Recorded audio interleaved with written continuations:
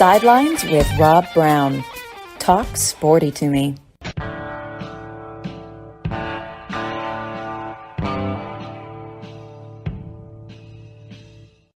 All right, Rob Browne here with you on this Tuesday. Wow, it's the day after Christmas. It's kind of hard to believe. Time stands still. I think it really does. We got Mitch Davis, MitchDavisShow.com, batting in the leadoff position here with us. Frank Duffy be on with me today over in Atlanta. Go Tigers. I hope I got enough money to buy a hamburger and a cool beer. $17 million buyouts make that possible, Coach O. Dream big, and your dreams will come true. Sidelines is with you every Monday through Saturday, 6 times a week, 2 hours a day. www.sidelines.live or catch us on 680thefan.com, the podcast park over in Atlanta. The great folks there, Chuck Oliver, Dan Matthews, Southern Sports Today. Always follow them right after us. They do 5 days a week, Monday through Friday, 11 a.m. to 1 p.m. Eastern, all college football. So you got Sidelines, you got Southern Sports Today, throw in some Gary Harris, a lot of great shows, all part of the great Sidelines team that we're building. We're blessed to have great guests and great sponsors, listeners, and Merry Christmas, everybody. Merry Christmas. Unbelievable time of the year. Technically speaking, Mitch and Frank, bring them on in here. This may be the most unproductive week of the year for work. I'm working. Mitch is working. Frank is working. But a lot of people are laying around. They've got in-laws and outlaws. We've all got them. We got a cousin Eddie. We got those people that come in from all over, and they're eating everything in sight, and they're occupying the bathroom. You know, but you know what? It's a great time of year because you're together with your family, talking a lot of sports, college football, college basketball, college baseball, and recruiting. That's what we do on this show every day. So let's go ahead and get started and say one more thing. Follow us on Twitter at sidelines_live. All right. Mitch and Frank, you follow me on this one. I was getting a text from one of our listeners, Stephen F. Foster from Live Oak, Florida, wrote that song Way Down Upon the Suwannee River. He said, what's going on with Arkansas? 23 players either in the portal or quitting on their team before the bowl game. And I said, well, they're not alone, but Dudley Dawson will be on tomorrow from hogville.net to talk about it.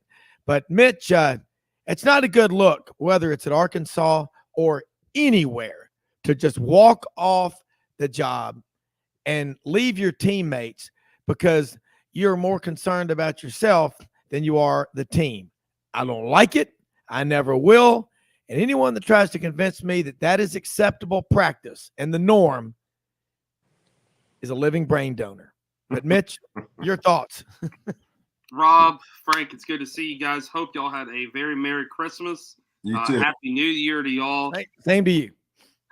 I have decided to put down the bourbon today.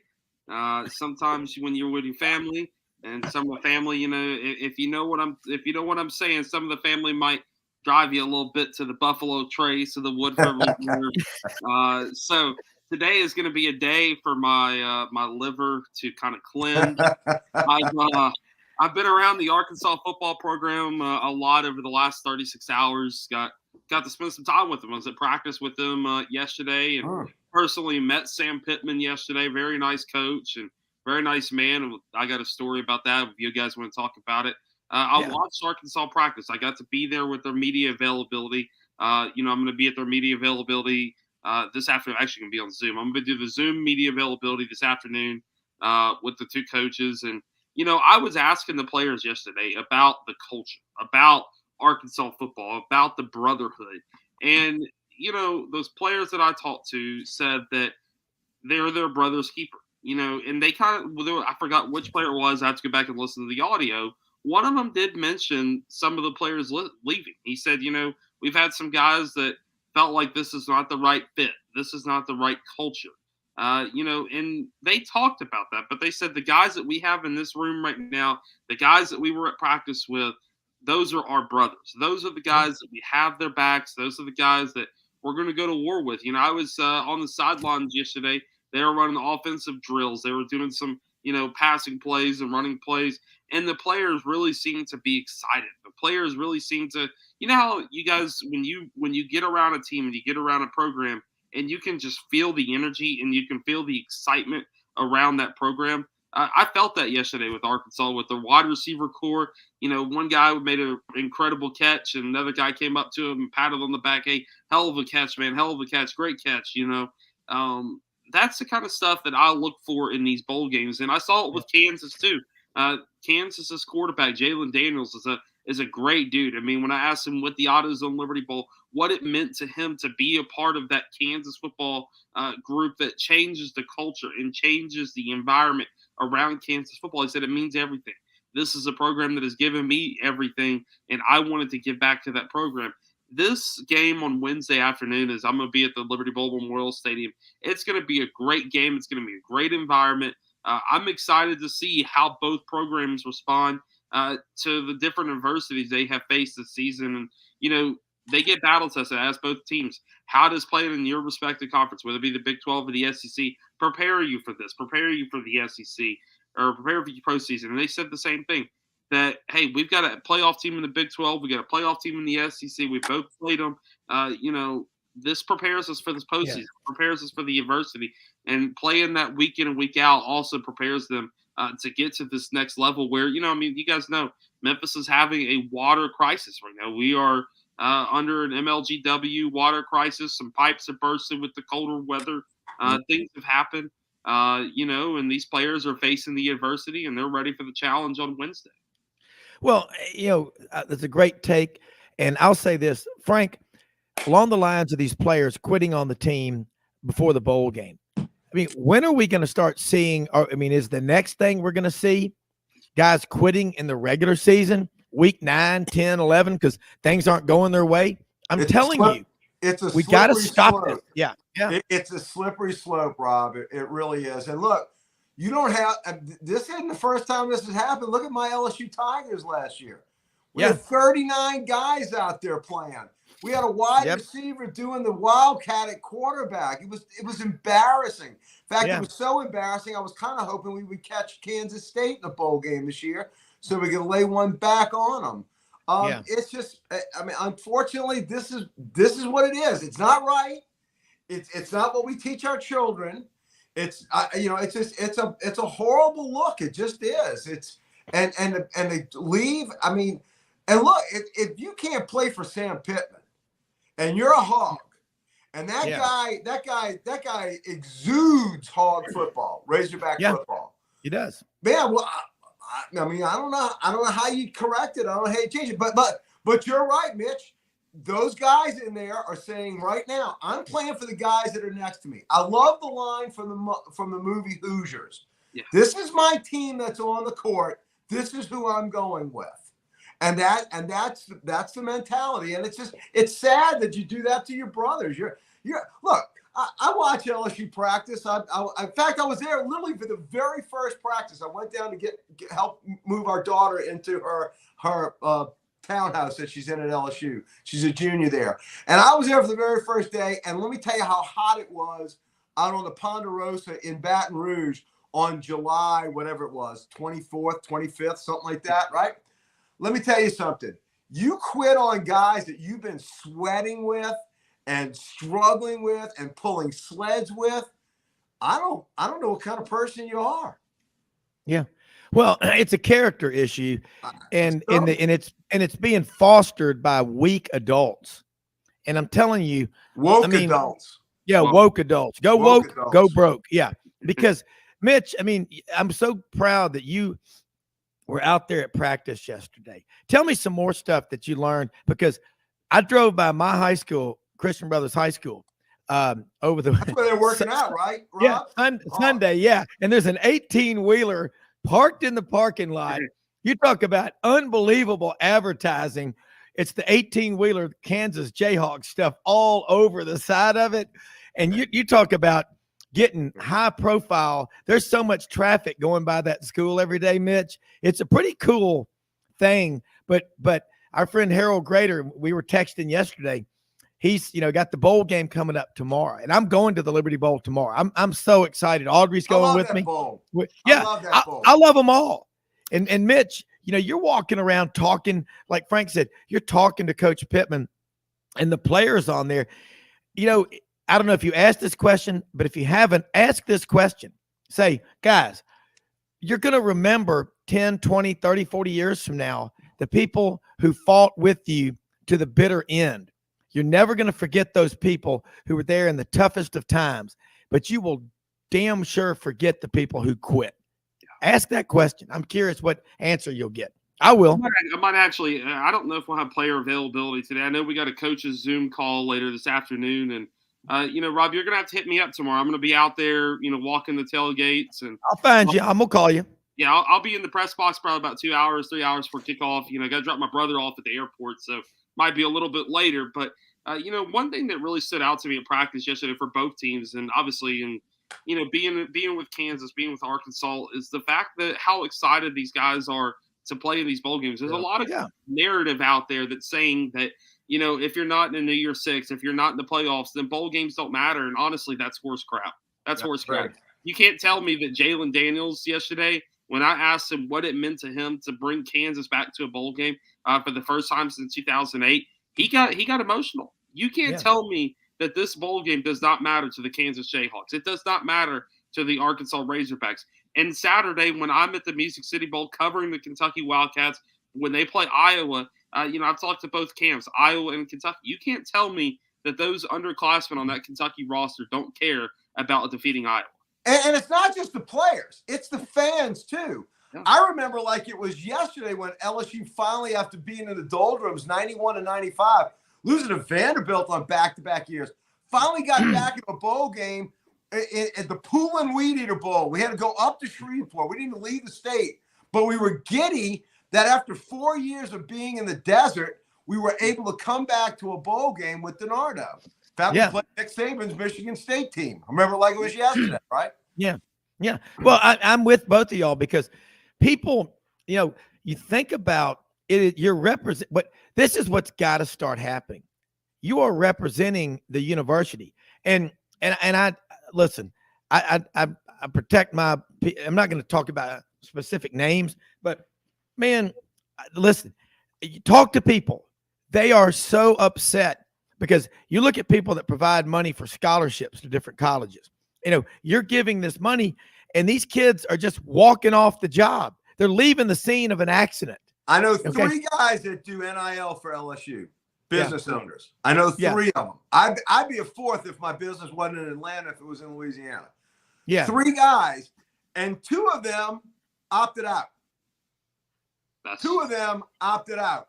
And now, again, that's a contract broken to me, as far as I'm concerned. You're paid to perform for every game that this college plays. Yeah. I paid you for that. To me, that's a broken contract. Yeah, absolutely it is. Wait a minute, Frank. Let's rewind for a second. You're talking, they have NIL deals with LSU student athletes, and those players failed to do their part of the contract. I'd sue them. Well, one's playing, the other two have opted out.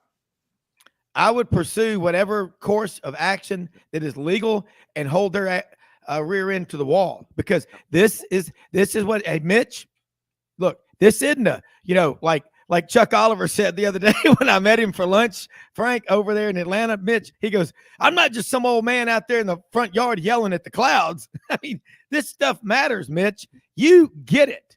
Yeah. I bet you woke up this morning and sang the national anthem and did the Pledge of Allegiance before I got you a ate big breakfast. old flag behind me, guys. I love this country, and I love it. One thing, Robin, you guys, we can get back to this, but I want to say this. Speaking of bowl games matter, my dad and I, we're going to make the trip to the Music City Bowl. We're leaving early Friday morning. I'm going to take him. I've got media availability on Friday. He's going to go hang out with some of his friends, whatever. But me and him are making that trip up there. I'm going to be in the press box. He's going to be sitting in the crowd. And Dad and I are excited. We haven't even talked about missing the Kentucky basketball game. They play Louisville that day at the same time as the football game.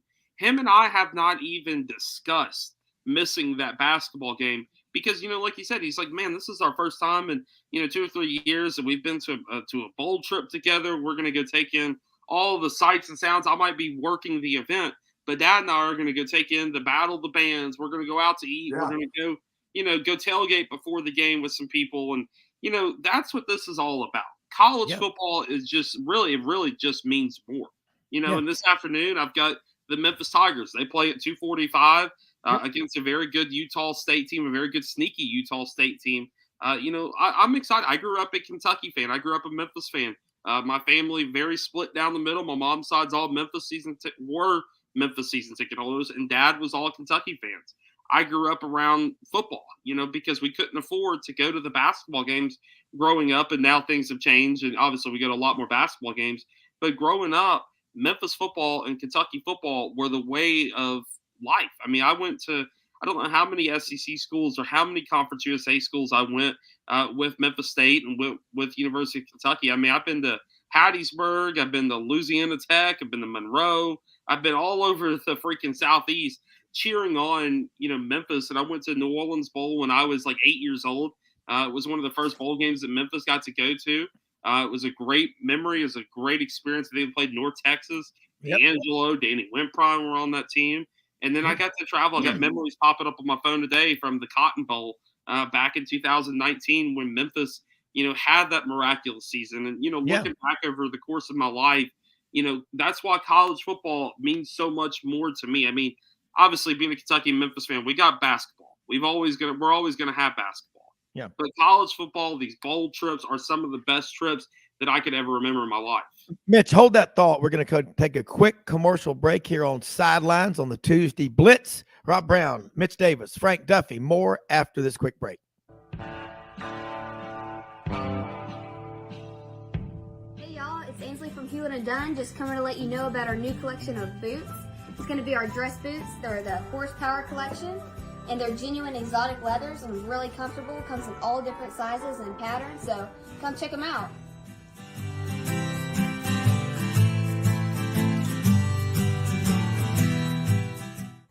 Red River Ford and Toyota, located in Wynne, Arkansas. If you're in the market for a new or used car, truck, or SUV, call, go online, or drop by and see them. Located 45 minutes from Memphis, go off the 4-city exit on I-40 and go north about 15 minutes on Highway 1. Easy to work with and still believe in customer service. If you live out of town, they will deliver your vehicle to you. RedRiverFordToyota.com. Just see what they can do. Strengthen your seed zone this spring with quality tillage equipment from House Industries. Located in Cherry Valley, Arkansas, House Industries specializes in manufacturing superior equipment that will minimize your downtime and keep you working in the field. To ensure the highest quality control, all design, fabrication, and testing takes place in a 99,000 square foot manufacturing facility located right here in the heart of the Delta. Locate your nearest House equipment dealer online at houseindustriesinc.com. House Industries, breaking ground. Sidelines with Rob Browne. Talk sporty to me.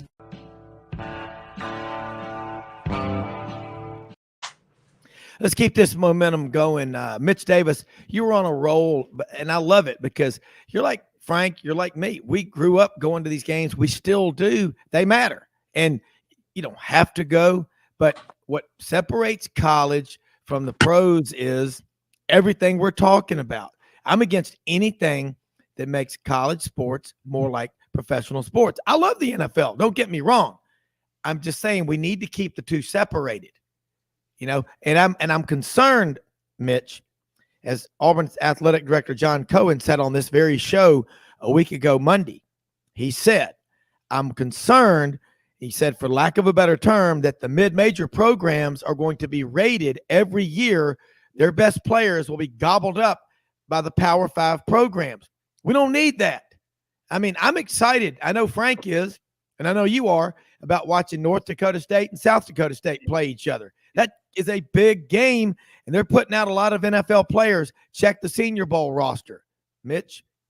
Rob, that's a really good point. And that's something, I'm all for the free market and capitalism and, making some kind of form of payment or whatever. But John Varlas and I, the Daily Memphian high school sports reporter, and I were yesterday talking at the media availabilities and in the press media workstation there at the DoubleTree downtown. We were talking about, state of Tennessee is now allowing high school student athletes to make money off of their name, image, and likeness.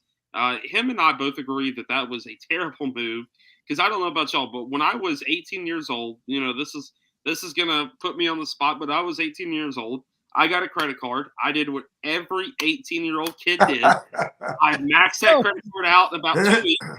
Okay, I tanked my credit score pretty bad to the point where I'm still, recovering. It's now at a point where I'm decently happy with it. But I did what every other 18-year-old kid did. And my dad, he let me do it because he said, you're going to have to learn the hard way to do this. Now because I'm getting married in April and all this, I'm about to be a father, here in the next 2-3 years, be a husband. I had to learn the hard way. I maxed out the credit card. I had a $1,000 limit. And what did I do? I went and bought a new gaming console. I went, all this stupid things because I didn't understand that. And, the same thing's going to happen to a lot of these student athletes. And unless we get financial literacy into the no doubt.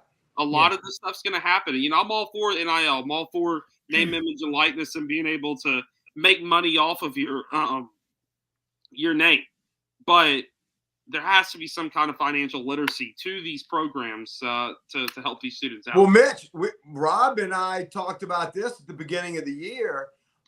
Jimmy as well. We said there needs to be college courses that teach finance to these kids. And frankly, it really needs to be in high school. And I've said going back, there should, economics should not be how does Betty make X amount of cookies out of, a pound of dough. It needs to be, how do I balance a checkbook?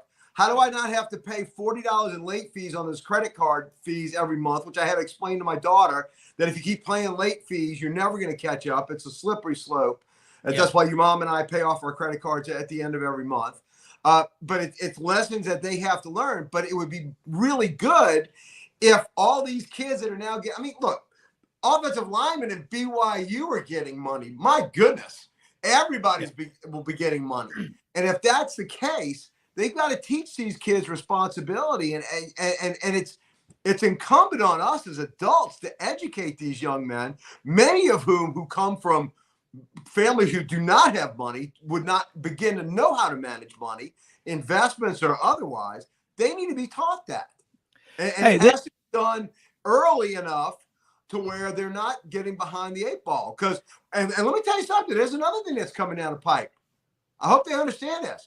Kids, you better pay your taxes. You better be taking money out of the taxes. What you're making on NIL, come to tax man, you better have it. If not, we're going to have all these millionaire NIL kids now all of a sudden not getting the proper advice and guidance, or from getting it from, blood-sucking leeches who are trying just to make a buck off of them. And they don't have money in the bank for tax purposes. Because, again, I'm guessing, don't get me wrong, I could be wrong, but I bet you all this is 1099. So it means they got to come up with those taxes at the end of tax time next year. I hope they're saving their money for Uncle Sam. Well, most wealthy people, Mitch and Frank, this pay quarterly taxes. Okay. You do estimated. And it's always done January, April, July, and October. Right. And now you get an 18-year-old kid with an $800,000 a year NIL deal. There's X number that's got to be paid in taxes. Now, some universities are providing accountants and stuff to do it for them. And then other times you're hearing, the parents are the predators that are surrounding them as well. They are like, oh, we'll take care of it. Yeah, sure they will. Sure they will. I'm from the government and I'm here to help you. Watch out. And Ronald Reagan said, if you ever hear that, run. Yeah, run. So Mitch, you're smart. You're very smart. You're working banking now and you're learning, and your dad's right. You can't be, and to give Kevin Skarbinski, our good friend from the Birmingham League, credit for this great quote, you can't be a snowplow parent. No. You can't just push everything out of your kid's way. As Frank Duffy said, give them a damn shovel. Start digging. You created this mess. Fix it. Yep. And so here we are with NIL, and nobody's talking about it. Here's something interesting from Emilio Estevez. This is interesting.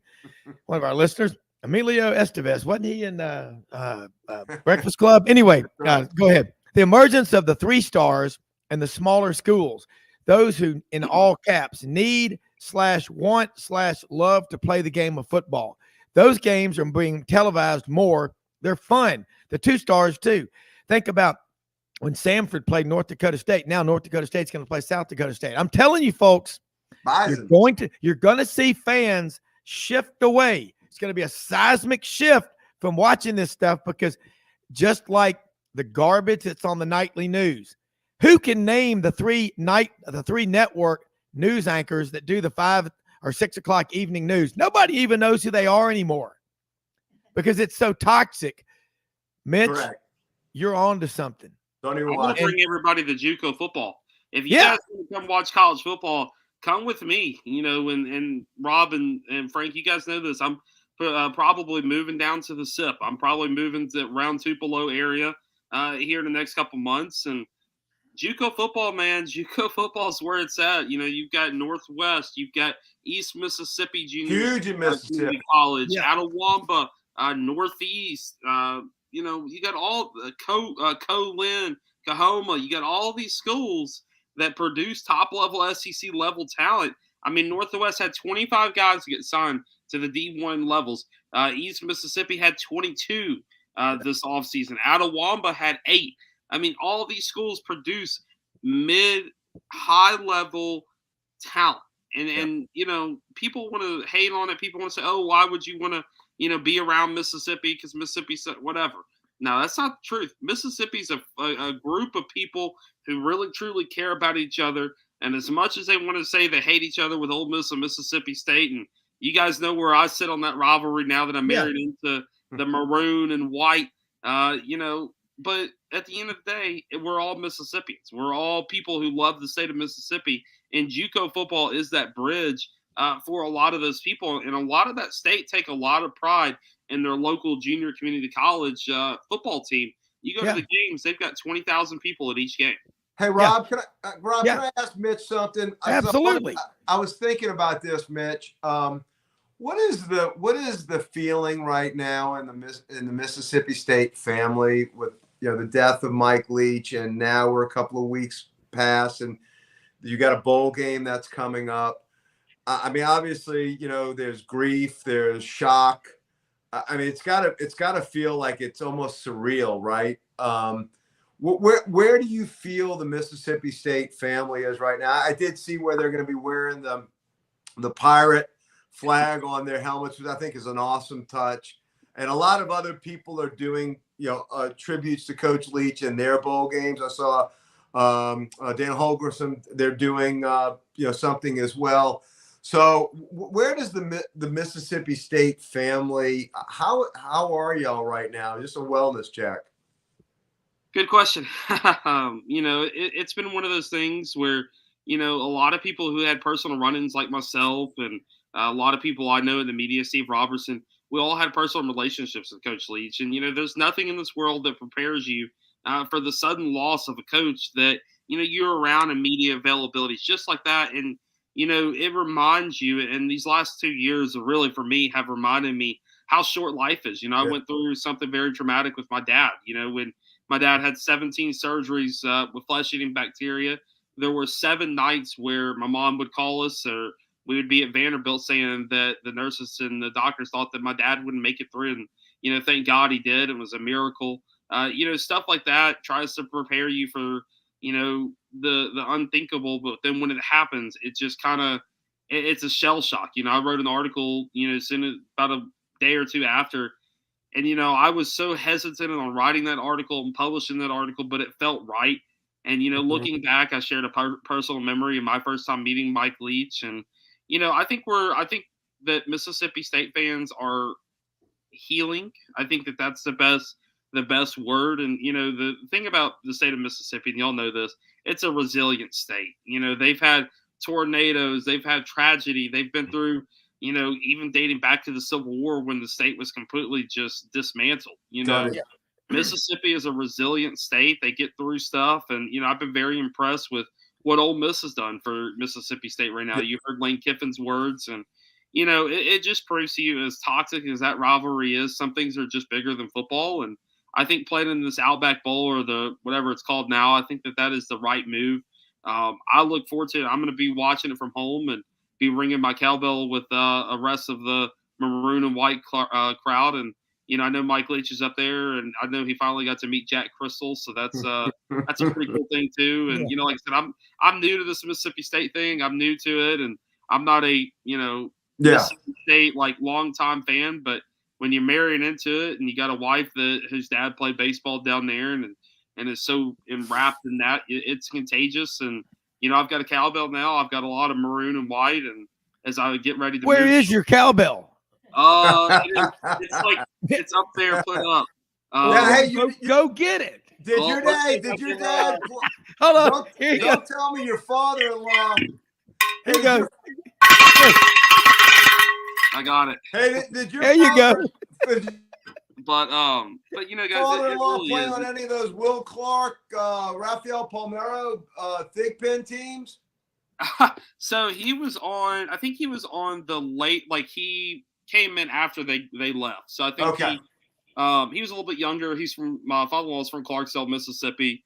Okay. They grew up Mississippi State fans. And grew up in a Delta, very poor region of the state of Mississippi. And I've got family from Fulton and Tremont and Tupelo and near Red Bay, Alabama, and all of them are Mississippi State and Ole Miss. Half my family down there either went to Ole Miss and the other half went to Mississippi State. And well, if you were in that pocket during those 90s, and you were a good baseball player, you were going to either Mississippi State or you were going to LSU.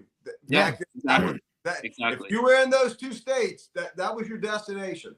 And he ended up actually getting drafted by the Chicago Cubs organization. I think he made it all the way up to Double-A ball before he got hurt and before life happened. And they had my brother-in-law, and he had to retire from baseball. But that's the thing that is just so unique about this. And what's funny is one of my friends, I'll show you this, and we covered Ole Miss baseball together this year, and he got me this Ole Miss baseball Coke can. I don't like Ole Miss, but he was like, "Hey, this is just to commemorate the experience, because I went out to Omaha and got to cover Mike Bianco and be around Mike Bianco, and guys, I have fallen in love with the state of Mississippi. I have fallen in love with its people, and I've always will be a Memphian and always be a Kentuckian, but as I get older and as I spend a lot more time down there at the JUCO ranks and in baseball down there, the more and more friends I make, and sometimes friends turn into family, and and I consider a lot of those people down there, and Steve Robertson and I have become really close. Robbie Falk and I are starting to get really close at Mississippi State. Of course, my buddy who's in my wedding, Jared Redding, who covers Ole Miss, and there's just so many. I can name you so many coaches down there that reached out to me when my father was sick. Kermit Davis and Mike Bianco, Chris Lemus at Mississippi State, all those, David Kellum at Mississippi State, Neil Price. Those people reached out to me when my dad got sick, and that meant the world to me. And I have to explain to my Kentucky family, I'm like, hey, I still love Kentucky, but when these people reached out to me about my dad, they said, hey, Mitch, how are you doing? How's your dad doing? And Peter Burns, the SEC Network, actually called my dad while he was in the hospital. And I just have such a special place in my heart for the Southeastern Conference and for everybody involved. I mean, LSU people, I've met a lot of people down there, and everybody knows that first and foremost, I'm a Kentucky fan, and I'm always going to bleed blue. But I think at the end of the day, I think what makes, I'm going to brag a little bit of myself is, what makes me different is I can appreciate everybody else. I can appreciate the traditions. I can appreciate, wearing maroon and white or wearing orange and white, or, going to these games, going to Neyland, going to Davis Wade, going to Tiger Death Valley, go to Tiger Stadium. I can appreciate everybody. And I think that's what separates, a lot of great people. You look back over the history of the SEC, some of the most beloved characters in our conference were guys that covered their schools, but also had a love, Larry Munson, John Ward, Kaywood Letford, you start Vern Lundquist, you start throwing those names around, and those guys had a deep passion for the Southeastern Conference, and that's where I take a lot of pride in my stuff. And it's a shared tradition. That's the beauty of it. We all have our unique traditions, but they happen to be shared traditions with others because, You got to have a partner to tango, right? Yeah. And Yeah. all of our history is entwined with other schools. Yeah, and what makes the league so great in college football and basketball, whatever, across the country, baseball, is the rivalries. But deep down at night, when you put your head on the pillow, you may not want to admit it, but you better learn how to handle the truth. That's because you respect them. You know, what good would it be to have the Egg Bowl with 2, 3, and 8 teams going head to head at the end of the year? What good would it do for Auburn and Alabama, one of them to be 11-0, the other one to be 0-11? Who cares? Who's going to watch that? Honestly, it was so much better when Tennessee has their renewal. Oh, look, I hate to say Tennessee's got their renewal. That big orange ball in the sky is on. And I hate to say it because I loved it when y'all were beating Alabama 6 straight. We were beating them 5 straight. So did I. But in all candidness, look what Alabama's recovery. Hold those thoughts. And Mitch, if you can stay with us, do it, because it is the Tuesday college football, college basketball, college baseball, recruiting blitz. We love it. That's what we do. That's who we are. We'll be right back.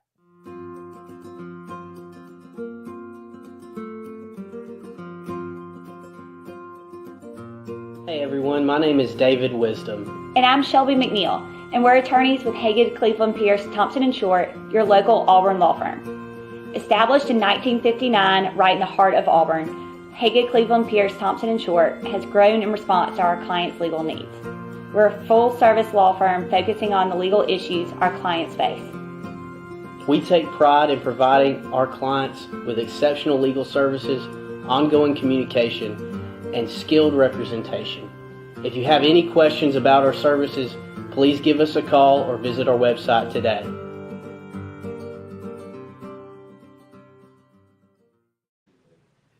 All right, let's keep this ball of momentum rolling. I love it. Mitch, you've got the makings of a great journalist. You know, you're young, but you share the passion that Frank and I do and our listeners and viewers do, because you get it. You understand that the rivalries aren't going to the rivalries will not make it unless we're all pushing each other to be the best. And you say, I watch a lot of these TV shows I honestly think in the afternoons, a lot of them at the Nervous Hospital get phone privileges, and they're able to call out to the outside world, or from their parents, back room or the basement out, the back house somewhere. But I really do think a lot of these people are screaming and crying out for help. And I mean, it's unbelievable. Well, hatred they have for their rivals. I'm going, let me tell you something. Did y'all watch TV yesterday, Frank? Frank, hold on. But I don't know if y'all watched TV yesterday. If you watched Frank or Mitch yesterday on SEC Network, they're showing that the 150th anniversary of college football. It's an 8-part series, Saturdays down south or Saturdays in the South. Absolutely great stuff. And it just the richness and the tradition, and it's the people that make all this stuff up. But you name the coach, they've all coached with each other. And this is something Mitch, I'll tell you, Frank and I know this, we're a little older than you, but you see these people, the relationships. You name the coach, they've coached with people on other teams. They all know each other. Most of them do.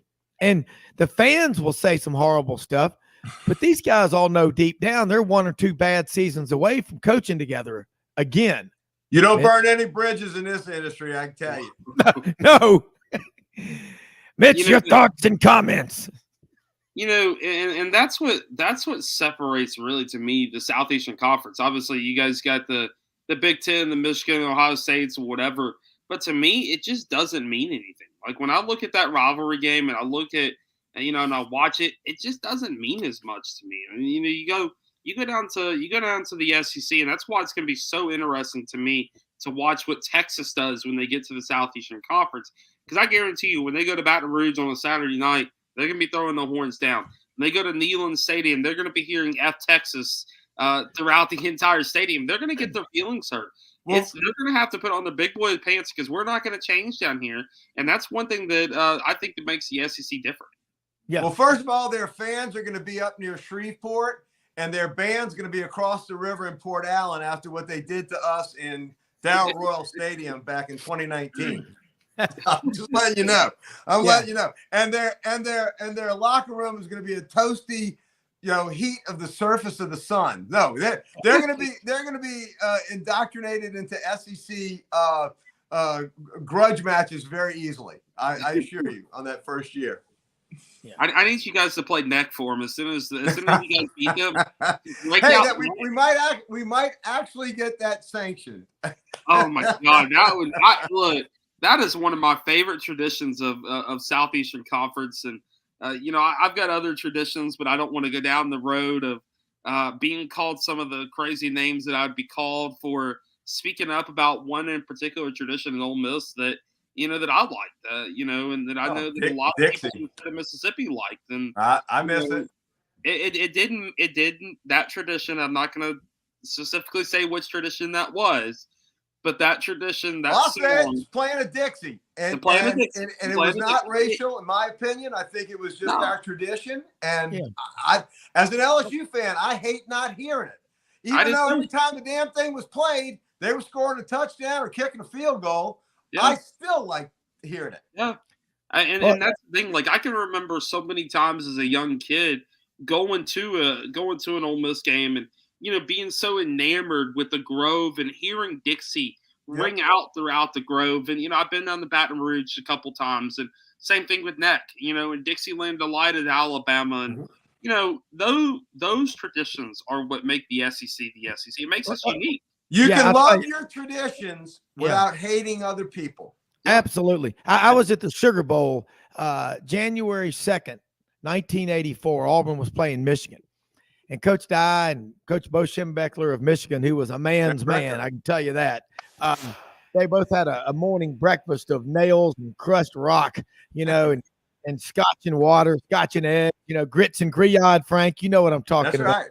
And they were talking, and Pat Dye got up there, as only Coach Dye could do, and said, "Hey, I'm going to tell you something." He said, "Ain't nothing, bussing and all the stuff we've done to try to bring everybody together." He said, "I grew up in rural South Georgia. We sharecropped 3,000 acres, mostly cotton. We had 25 families on that farm, half of them black, half of them white." He said, "We spent the night at each other's houses." He said, I said, "Come to think, I've never been segregated a day in my life." He goes, "Ain't nothing." He goes, "Ain't nothing we've ever tried to do." Got to put the fight in the dog there.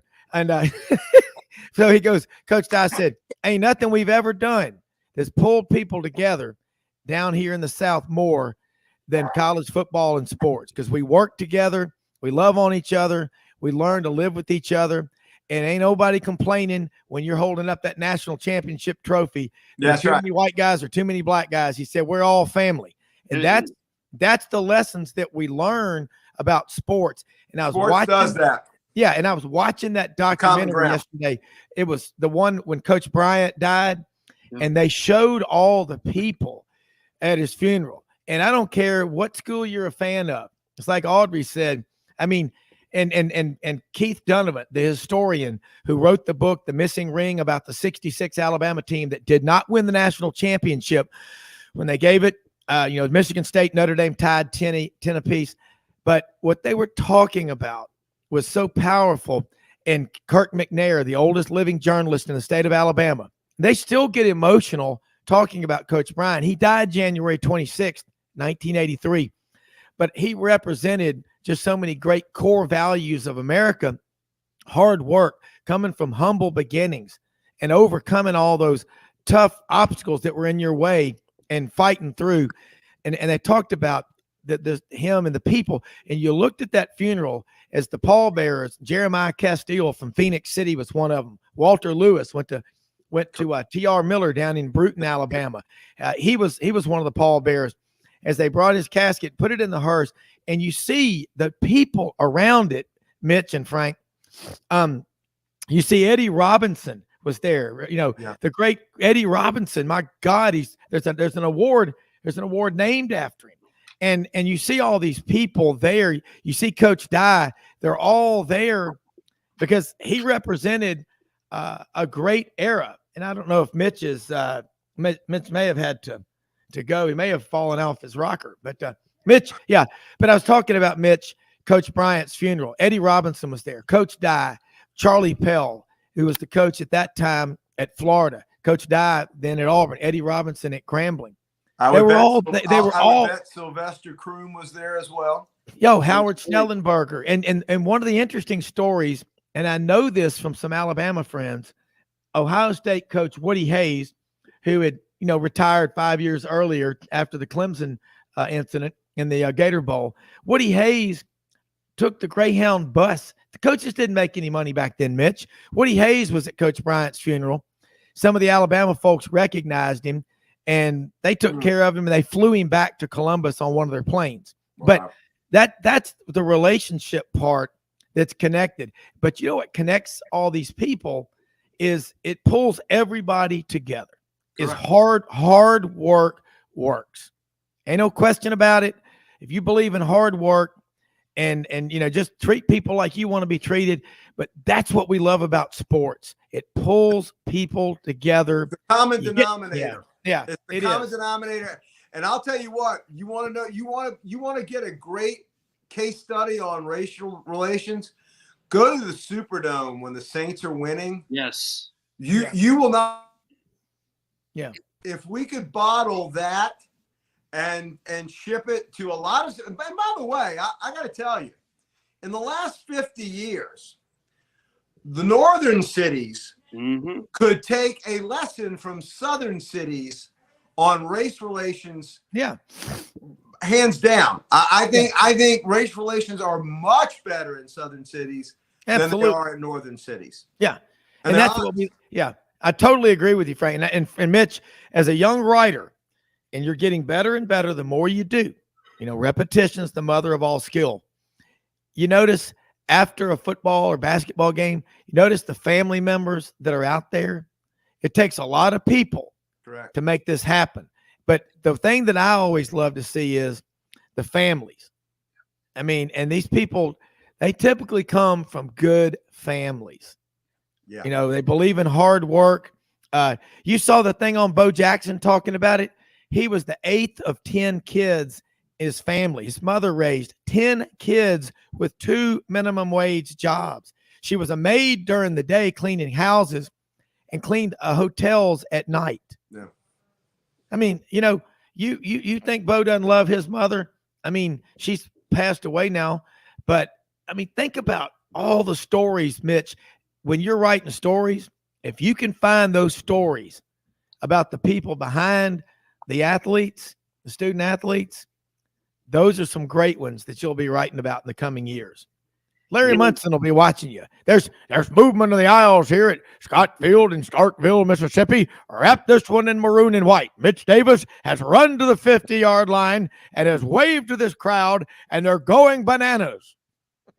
Rob, you mentioned Coach Dye, and personally speaking, my family, my great-grandparents were sharecroppers here in the South. Some of them were near Red Bay, Alabama, and some of them were in Fulton, Mississippi, Tremont, Mississippi, and up in Pleasant, Tennessee, and Savannah, Tennessee.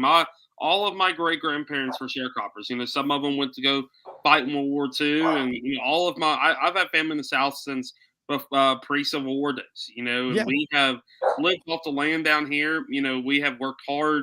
My grandfathers, both of them, one was a Southern Baptist minister, and the other one was a very successful business treasurer for Briarcrest Christian School. And, both of them always told me, they said, I'm always be a country boy. I'm always going to be, a boy from the hills of Tresmont, Tennessee, or the rolling hills of North Mississippi and Fulton, Mississippi.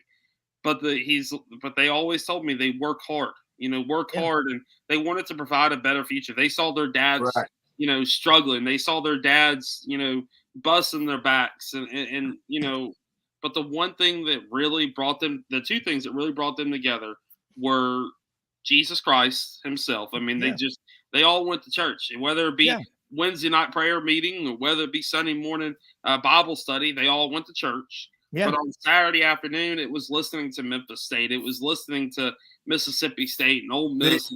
The other religion. Yeah, the other religion. And, that that to me, when I look back on, whenever, I retire from this and I get out of this, one thing that I want people to realize is I started this because my dad and my grandparents indoctrinated me into listening to John Ward and Jack Crystal, Larry Munson, Kaywood Ledford. And I wanted to be like them, because I was never the most athletic kid. I'm a little short, stumpy kid, from Memphis, Tennessee. I was never the most athletic. I wasn't going to play football at Kentucky. I wasn't going to play football at Memphis State. But I wanted to tell their stories, and I wanted to be a part of that. There are still days when I have a bad day, especially when my dad was in the hospital.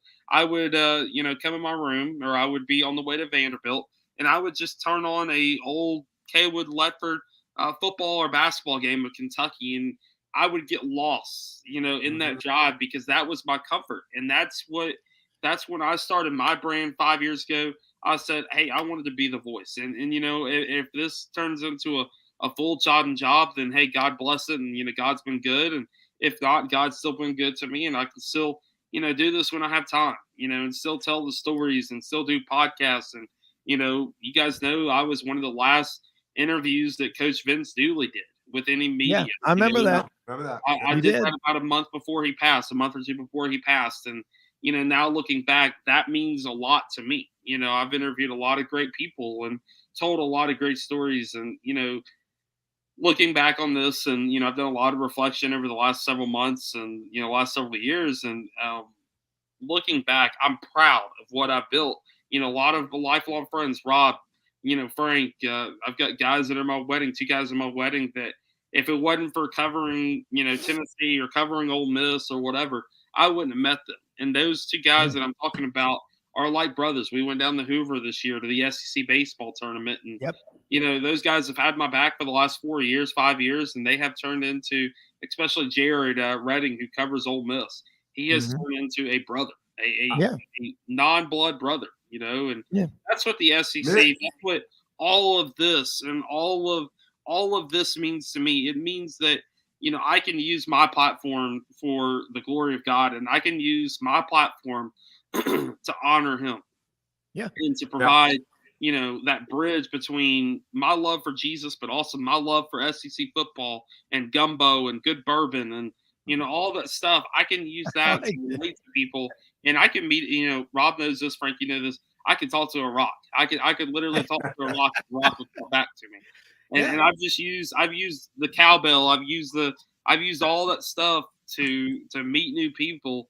And, looking back and looking back over the history of my family, I'm thankful for what my grandparents, what my dad instilled in me at a very young age, and treat people with respect, treat people as Christ would, but also, treat them with love. And that to me is when we go tailgate, like we're going to go to a tailgate tomorrow at Arkansas game, and, invite people in and give them a plate of food, give them a bowl of gumbo or something. Life's short.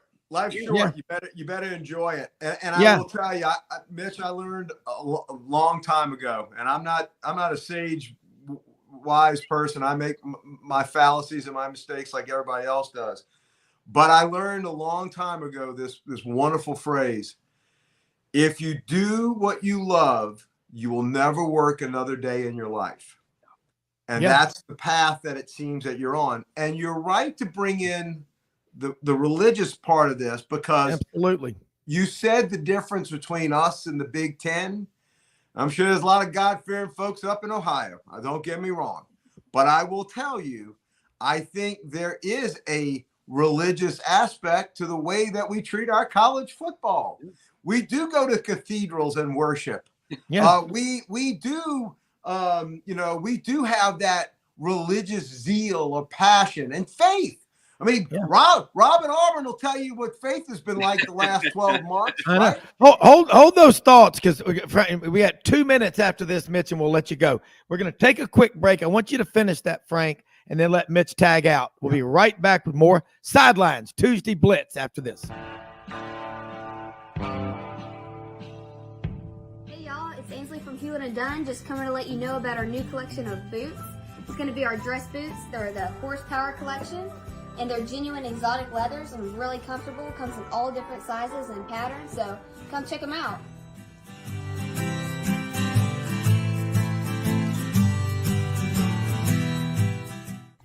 Red River Ford and Toyota, located in Wynne, Arkansas. If you're in the market for a new or used car, truck, or SUV, call, go online, or drop by and see them.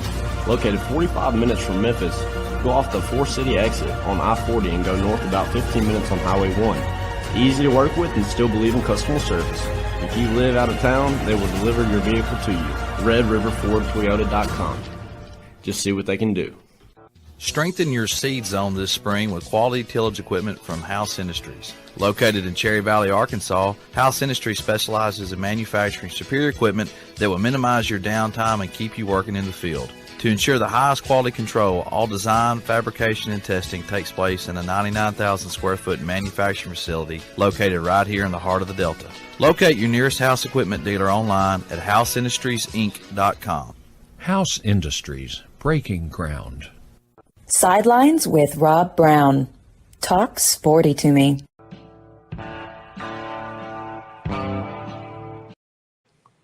Preach on, Brother Frank. Before the break, you were on a roll. I had to stop for a second, take a quick timeout, finish, and then we'll let Mitch tag out before we go to the top of the second hour with our good friend Yancy Porter from Oxford, Mississippi. Notice that's 2 syllables, Mississippi. Well, I saw a T-shirt a long time ago that said, in the Northeast, football is an outing. In the Big Ten, it's pageantry. In the Southeast, it's a religion. Yeah. And that is absolutely true. And nothing colors or shapes your week like what happened in, on Kroger Field or in, Tiger Stadium or in Sanford Stadium or in Jordan-Hare or even in Tuscaloosa. Nothing shapes it like that week. Yeah. Yeah. There's no question about it. I mean, and what's great is the coaches. I got to meet Eddie Robinson's family back in May up at the club on the mountain in Birmingham for the Saban Legacy Award dinner. Very humble. Oh my God. What a great, they were incredible. And they, it was really neat. The award was presented to, the family of the late coach, Eddie Robinson, and Steve Spurrier was there, and Rick Neuheisel and Lauren Sisler, who we have on our show, were the MCs. And Rick Neuheisel talked about being doing a game one time in Ruston, Louisiana. He goes, I had some time and I drove, it wasn't but 10 miles to Grambling's campus. Yeah. Yep. And to go there and see it. I grew up, Mitch, watching the Eddie Robinson football review on Sunday mornings in Memphis as a kid. And Eddie Robinson had over 200 of his players go to the NFL. I mean, I just was watching a thing the other day about Everson Walls, great defensive back, free agent out of Grambling, who nobody thought this guy ran like a 4.72 40. Oh, he can't play. His rookie season, Mitch, in the NFL, 11 interceptions. Mitch, tag out. We'll let you go, but you're preaching today. You've always got your place up here on the pulpit, not a bully pulpit, the pulpit. I'm jealous you're going to that bowl game, man. That's gonna be a lot of fun. You got 2 of them coming up. I've got 2 more football games left on the docket this year, and it's been a lot of fun, guys. It really has, and this season has been awesome. I covered Memphis, and I've covered JUCO, I've covered Ole Miss State, Georgia, everybody in between. It's been fun, man, and I just appreciate everybody tuning into my podcast and tuning into Rob's show, reading my articles, and I really just do appreciate it.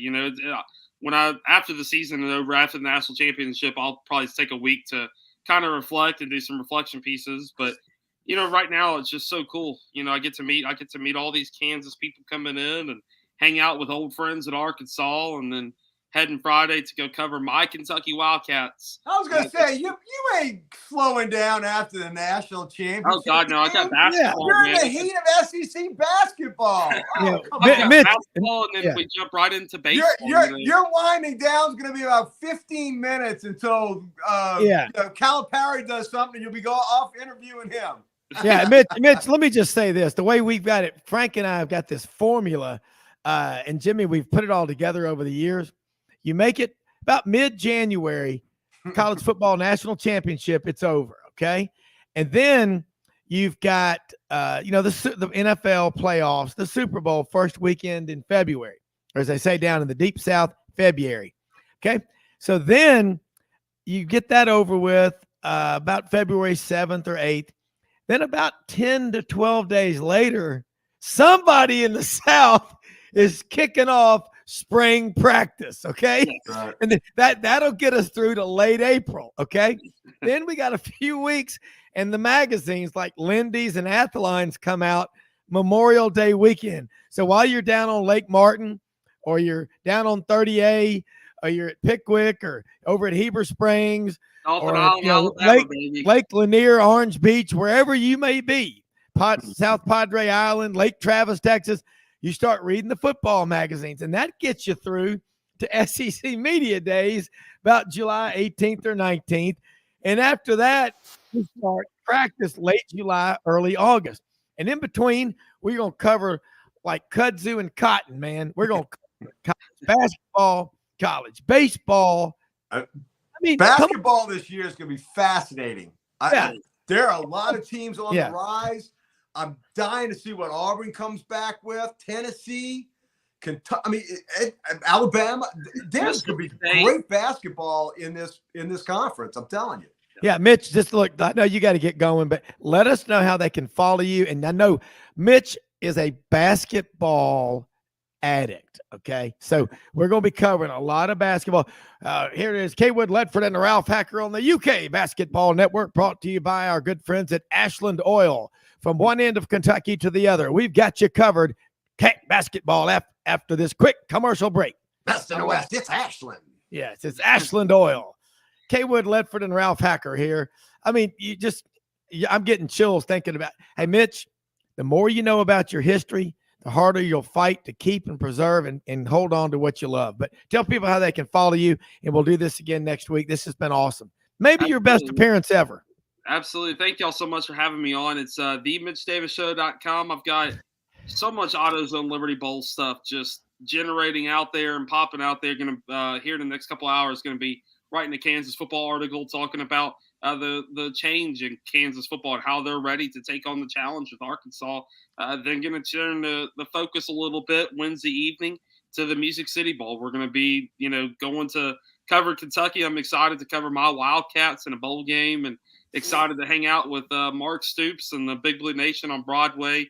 If there are Kentucky fans out there listening to this, let me know where you are, and I'd love to have a Jim Beam and Coke with you and talk Kentucky football, and we'll kind of go from there. But other than that, Mitch Davis _8 on Twitter.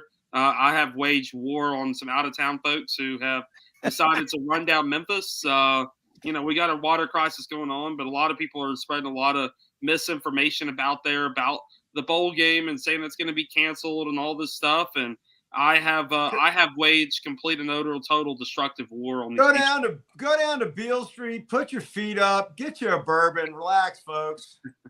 Yeah, and you know who is coming in town from Kansas to watch this game, don't you, Mitch and Frank? The Tin Man, Dorothy, Toto, the Scarecrow, the Lion, and the Wicked Witch. and those flying monkeys. Yeah, the Munchkins are coming to town. The Wizard of Oz. They're monkeys. Yeah. I'm going to a party tomorrow. It starts about noon for the Liberty Bowl. And Mitch, I will find you.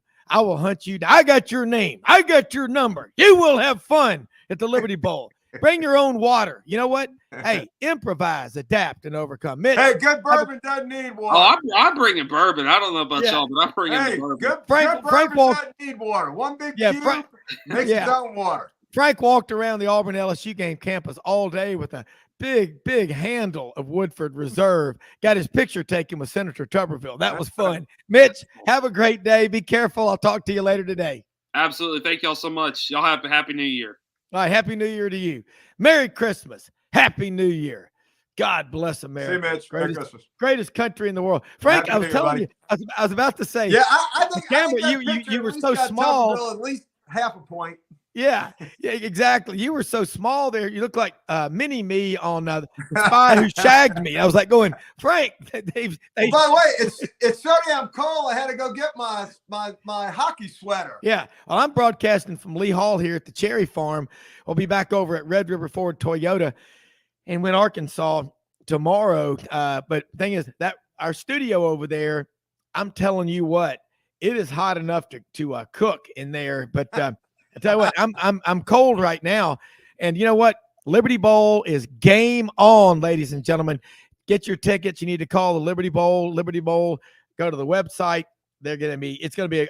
Look. It's college football. You'd feel cheated if you went to the Liberty Bowl and it didn't have a little brisk air. That's the history of the Liberty Bowl. Hey, what was Coach Browne in his last game when they beat Illinois? Remember the big Arctic hood? Parker, yeah. Yeah, and that's a memory that'll live on forever. Oh, we're standing by waiting for our good friend Yancy Porter. And see where Yancy is. See if you can get Yancy. Supposed to be on here with us this morning at 9:00.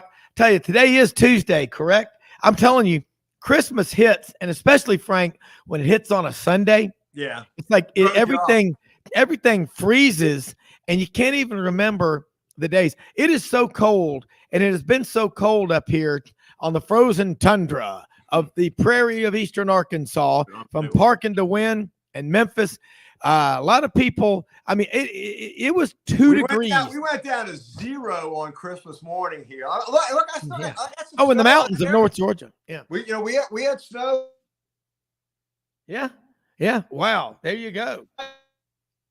Yeah. The sun's out, so it smells here in the mountains, but it's unbelievable. Well, listen, it has been so cold up here. It was 1 or 2 degrees in Parkin Friday morning, and it was so cold inside the house. The heat, I don't know what was going on. It was 42 degrees, and that's cold. I'm telling you, inside the house. And we got the fire going. I mean, we have been burning a lot of red oak. We split 8 wheelbarrows full of firewood yesterday over at the farm, and I'm heading to Memphis right back over there after the show for some meetings. Be back here, do the show at Red River Ford Toyota tomorrow, then back to Memphis for the Liberty Bowl. Got to go to a pregame party that kicks off at 12 o'clock, and then kick off for the Liberty Bowl. Arkansas, Kansas is at 4:30. But Frank, and I think it's been a good game. I like the. I'm with you. I think Kansas has played great ball this year. Yeah. And look, Arkansas. This is a pivotal game for Arkansas. With the way that Arkansas finished up the season, they need a good performance today. This week, Arkansas absolutely needs a good performance to build on what they built last year. Coming in, having the drop off, having us beat them toward down the stretch. Arkansas needs a good performance. They need it to propel them going into next year. Yeah. Well, this is what, like Mitch. Mitch started coming on right when we started the show back in the fall of 2019, and Mitch goes to games. He goes all over the place, but he gets it. It's the sentimental attachment that we have to these teams. I mean, born and raised a Kentucky and Memphis fan, now really into Mississippi State. You marry into that. You got no choice. That's my life. And that's the thing about it is that as you go along, you realize that there's only going to be 4 teams. Soon there'll be 12 in the college football playoff.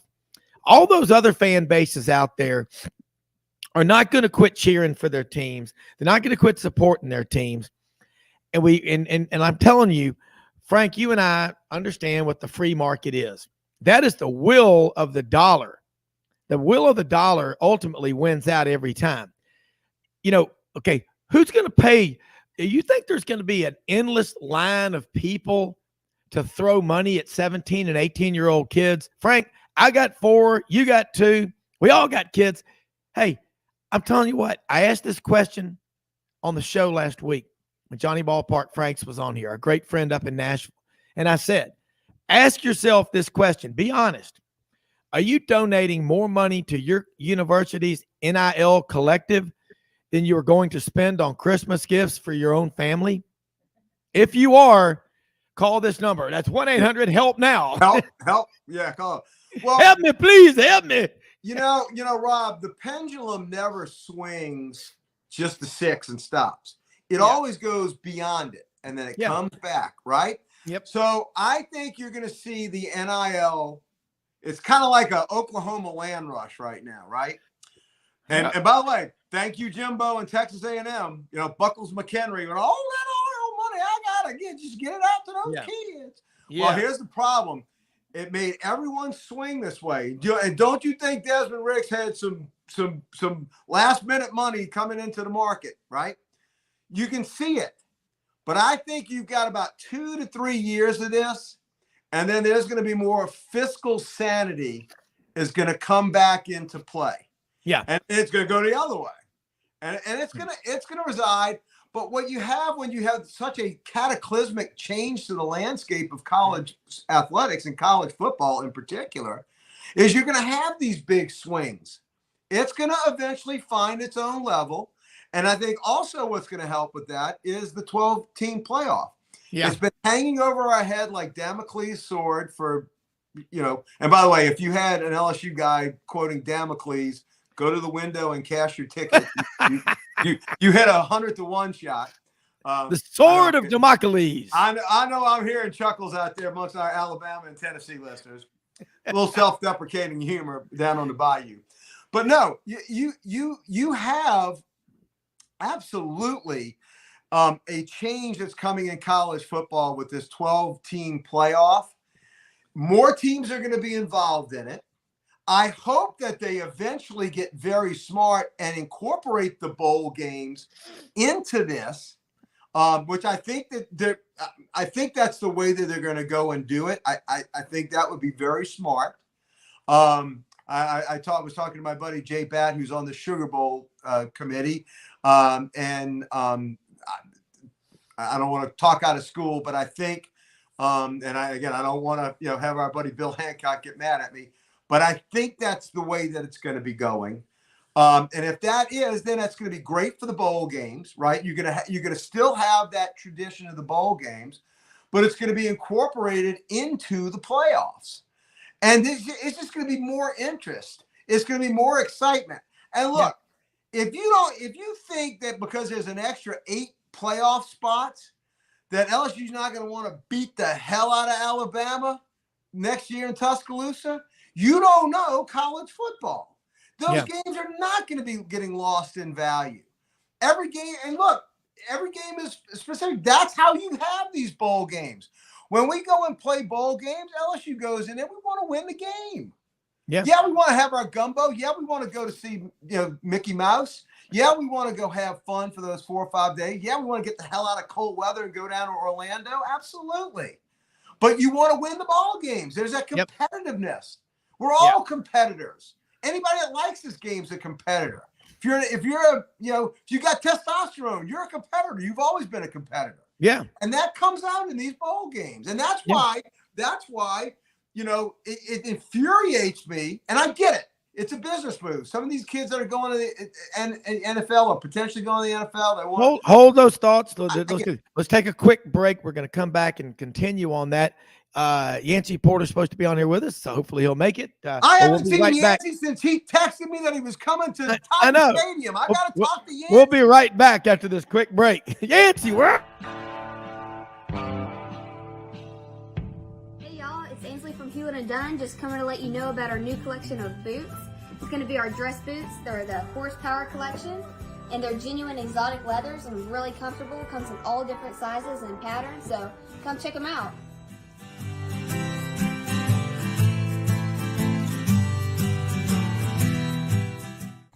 Red River Ford and Toyota, located in Wynne, Arkansas. If you're in the market for a new or used car, truck, or SUV, call, go online, or drop by and see them. Located 45 minutes from Memphis, go off the 4-city exit on I-40 and go north about 15 minutes on Highway 1. Easy to work with and still believe in customer service. If you live out of town, they will deliver your vehicle to you. RedRiverFordToyota.com. Just see what they can do. Strengthen your seed zone this spring with quality tillage equipment from House Industries. Located in Cherry Valley, Arkansas, House Industries specializes in manufacturing superior equipment that will minimize your downtime and keep you working in the field. To ensure the highest quality control, all design, fabrication, and testing takes place in a 99,000 square foot manufacturing facility located right here in the heart of the Delta. Locate your nearest House equipment dealer online at houseindustriesinc.com. House Industries, breaking ground. Sidelines with Rob Browne. Talk sporty to me.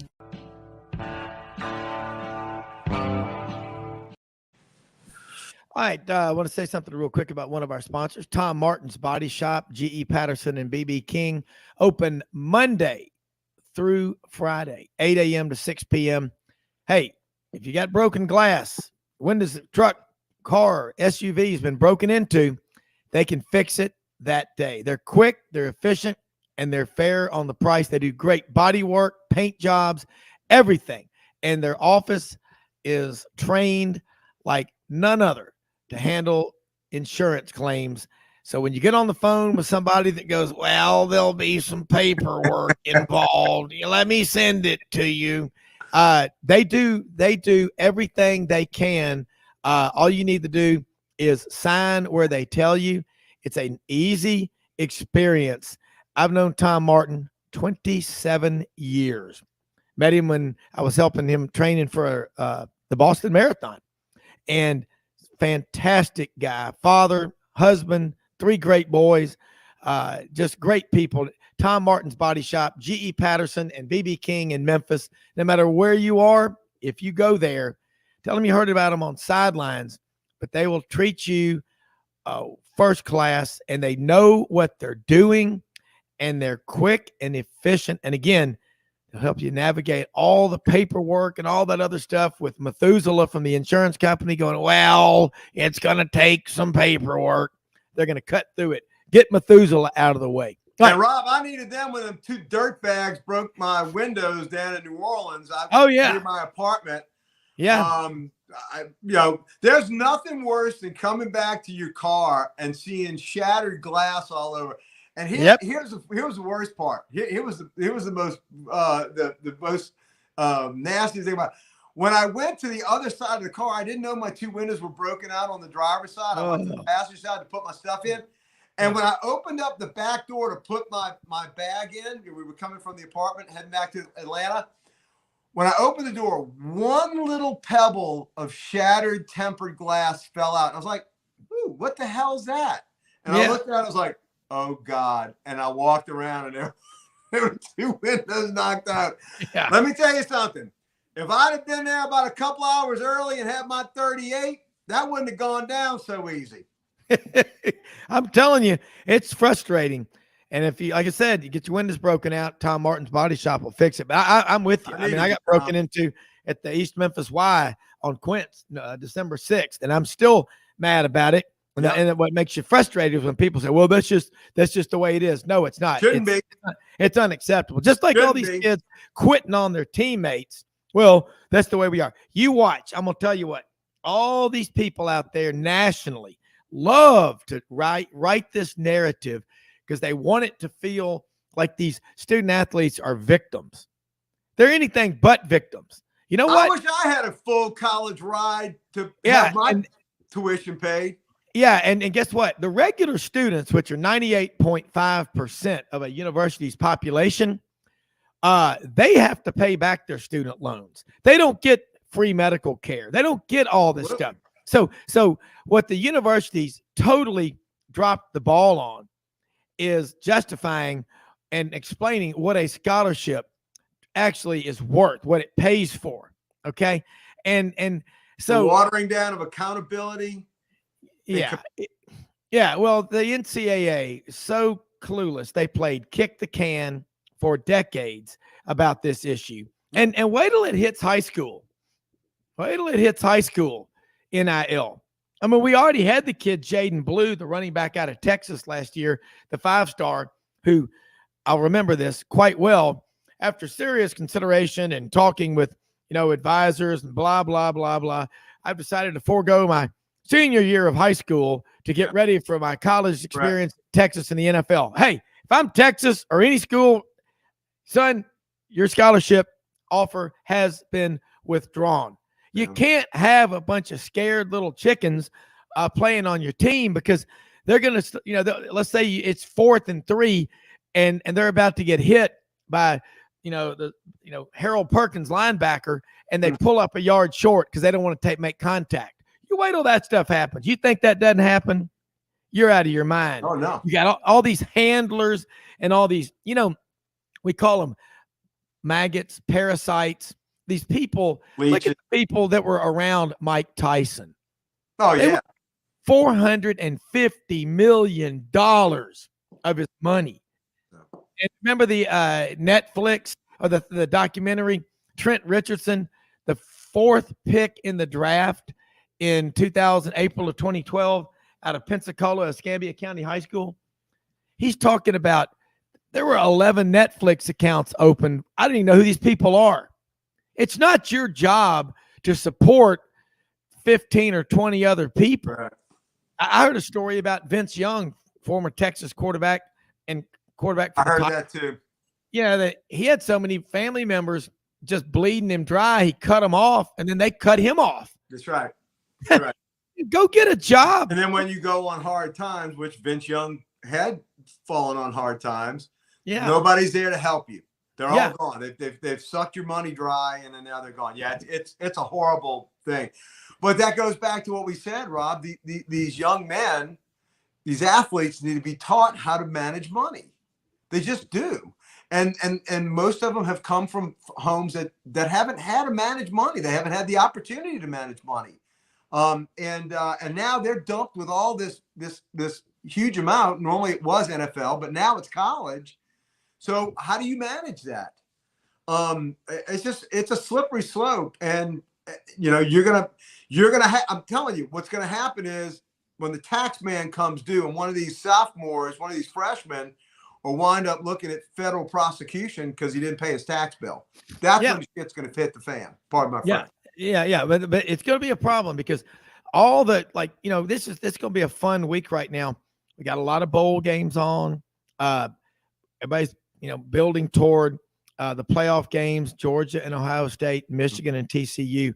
But you when you see these stories about Arkansas, 23 players going into the portal, and impact players, and guys, I'm not going to play. And we talk about it with McCaffrey, and that and then you had it with Leonard Fournette from LSU. It's not a good look. I mean, it should have been absolutely condemned by anybody with a brain. Should have. I know I did. I know you did. Like going, hey man, you don't just decide you're gonna play or not play. I'll tell you right now. This is my gut feeling. You remember Jadeveon Clowney, Frank, South Carolina? Mm-hmm. Yeah, very well. Number one. You remember? I remember his 3rd year, late October. South Carolina was going to play Arkansas, and Clowney, I think, had some kind of injury, and it was a clavicle or a labrum or something. Yeah. He wasn't sure if he was going to play against Arkansas. Steve Spurrier came out and was like, you're on this team, and I think that was the beginning of the end of Steve Spurrier being a college football coach. Like going, wait a minute, I was watching this documentary. That SEC Saturdays in the South yesterday. Steve Wallace out of Chamblee up in Atlanta, Auburn All-American offensive lineman, starting as a true freshman, along with Jeff Lott out of Gainesville, Georgia, Hall County High School, Randy Stokes, I remember, out of Tallahassee, Alabama, Jeff Parks, Gardendale, Alabama, Yan Cowart, Selma, Alabama. I just remember that 82 team. Mm-hmm. All those freshmen playing, and Steve Wallace was talking about, man, look, my arm was in a cast, a broken arm, started on that offensive line, and he said in the 4th quarter, Alabama had been dominating most of the game. He goes, I could see some guys our defensive guys' tongues hanging out. They were tired. Mm-hmm. Alabama had Paul Ott Caruth and Walter Lewis at quarterback. Yeah. They had a good team. I mean, Jeremiah Cat, that was the 82 team. And he said, come on, guys, we got to go. We got to go. We got to go. And they fought through it, injured like that. How many of these kids today? I mean, I remember Danny Skutak, linebacker for Auburn in 1979.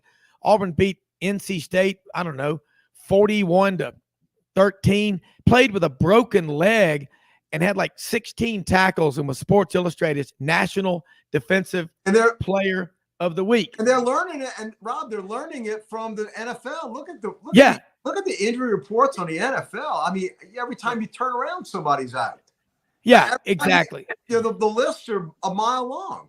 Yeah, and Yancy Porter, I believe, is on with us right now. And Yancy, it's Franz Beard. Sorry, I couldn't see there for a second. It's so cold, my brain froze. But anyway, Franz Beard's on with us right now, GatorBaitMedia.com. Franz Beard, Frank Duffy, two of the world's most interesting men, and able to comment on all things sports, literature, the art. It's called Renaissance Men. It's Renaissance Men. Franz Beard. We're talking about this mentality, and we're thinking. Just listening to Steve Wallace, Auburn offensive lineman who was a freshman, Franz, in 1982, played in the Auburn-Alabama game, the Iron Bowl, with a broken arm. Had his arm in a cast. It just wasn't any question about were you going to play or not. You're on the team, man. Florida's faced that right now. Oh, yeah. Yeah. And so we're looking at all these teams, Franz, and Frank and I have been talking about it throughout the show. All these guys they're just not playing. How about this? Let's try this one on. You're a parent. You've got 3 or 4 kids. You're married.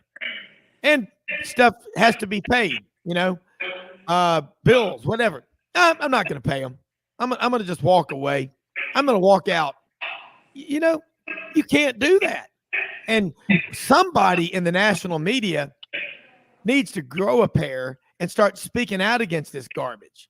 Franz Beard, Franz, Frank, myself, and the rest of the free world are awaiting your response. And Merry Christmas, Franz Beard. Happy holidays. Which one? It's Merry Christmas. When we get to Happy New Year, we'll say Happy New Year. If you remember what Clarence Beeks told those guys on the train and Trading Places, he said, Merry New Year to you. Merry New Year. He goes, in this country, pal, we say Happy New Year. Oh, my apologies. But anyway, Franz, how are you? Merry Christmas. Merry Christmas to you guys. Merry Christmas.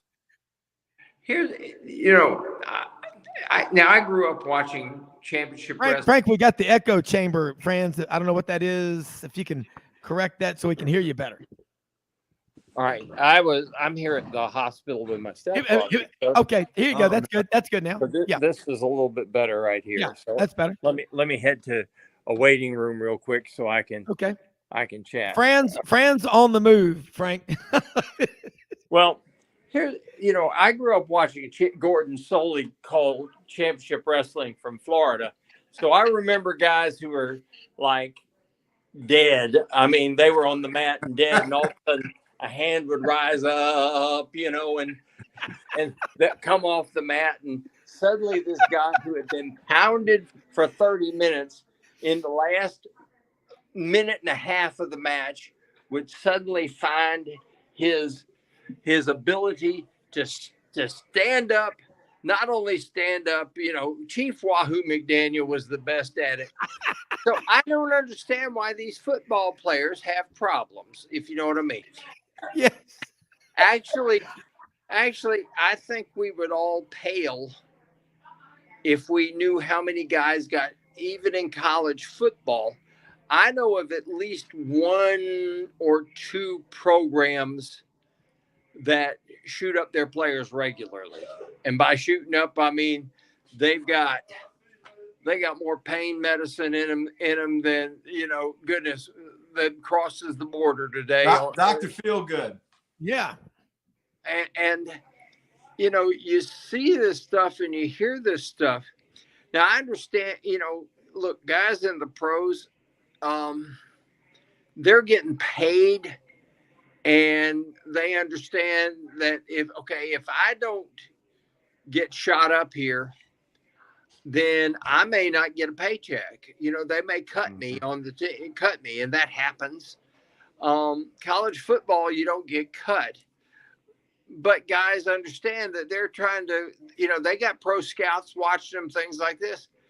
And there are schools that sell this, and I know that to be true. I've talked to enough former players to know that this is true, that players get shot up and they play games. And I had a player once who tell me that the last 4 games of his career, he said, I had no idea where I was or what I was doing. And he says, how I remembered the plays, I don't know, because I had so much painkiller in me. Now, that happened. Yeah. And it's a violent sport.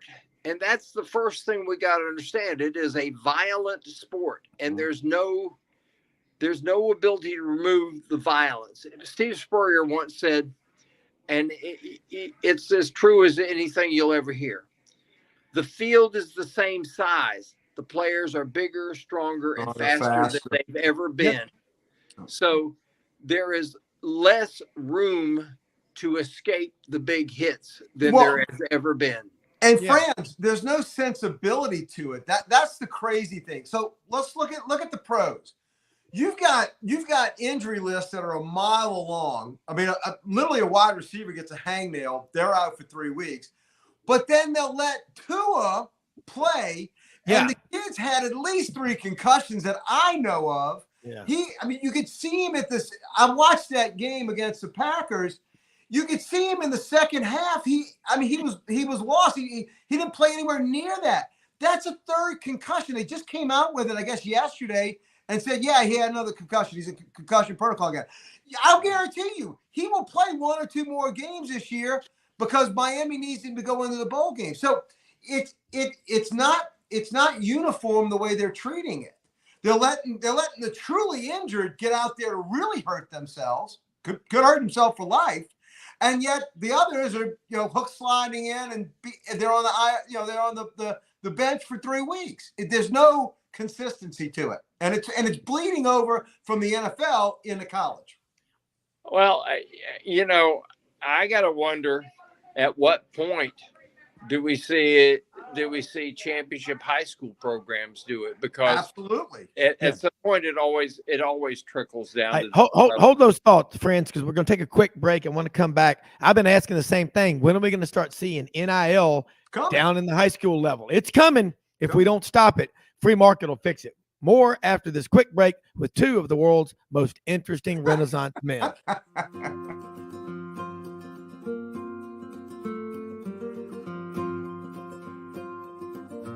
Hey everyone, my name is David Wisdom. And I'm Shelby McNeil, and we're attorneys with Haggard, Cleveland, Pierce, Thompson & Short, your local Auburn law firm. Established in 1959 right in the heart of Auburn, Haggard, Cleveland, Pierce, Thompson & Short has grown in response to our clients' legal needs.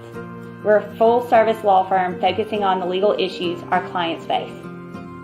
We take pride in providing our clients with exceptional legal services, ongoing communication, and skilled representation.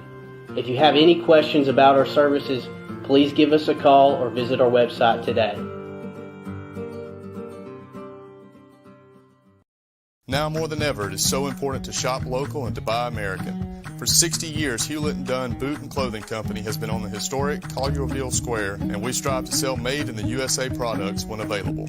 With over 7,000 pairs of Western boots and work boots in stock for men and women, come and see our huge selection of clothing, jeans, and accessories from top brands made in the USA.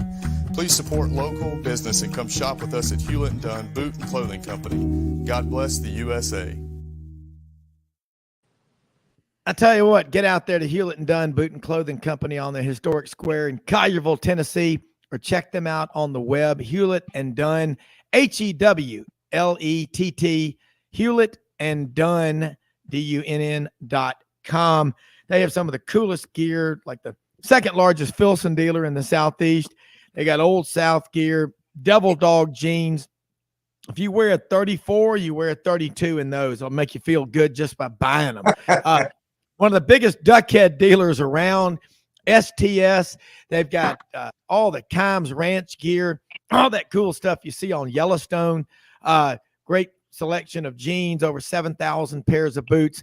They try on everything they can to buy made in the USA. The owner, Charles Hall, fantastic. He and his whole family involved. Big Sam, the guy closing his arms, made in the USA, buying the USA. Raven Carpenter, just go in there. You will feel great about what you buy because you look great. And it's the greatest store on the historic square. And they don't like the portal. I'm going to have to look at them online because I had my lizard skins that I got from LSU. I had them 37 years, and the damn thing's unraveled. I know I was supposed to keep conditioning them. They dried out, they unraveled. I need to contact them. I need to get get online and ask for Charles Hall, or Raven Carpenter, or Big Sam. They do a lifetime guarantee. If you have problems, one of our members, Jeff Boone, has a great pair of boots, had a problem with them, took them back in several years after. They took care of it. No questions asked. We're going to be going up to Arkansas to see our racehorse soon. I need some new shit kickers. Well, I'll meet you out there on the square, the historic square in Collierville, Tennessee. Let me tell you, it's a beautiful square. It's as far as squares go, it's great. You know, remember the song Franz? You remember this, and so do you, Frank. Okie from Muskogee, a place where even squares can have a ball. Football is still the biggest thing on campus. And every good county seat square has to have a Confederate monument facing northward. Yeah, and you know, if you go to all these squares, like the one in Collierville, now they got great restaurants too. Raven and Lily, the Highland Pub, a Highlander Pub. It's awesome. Yeah, all right, we got two of the world's most interesting men on here right now.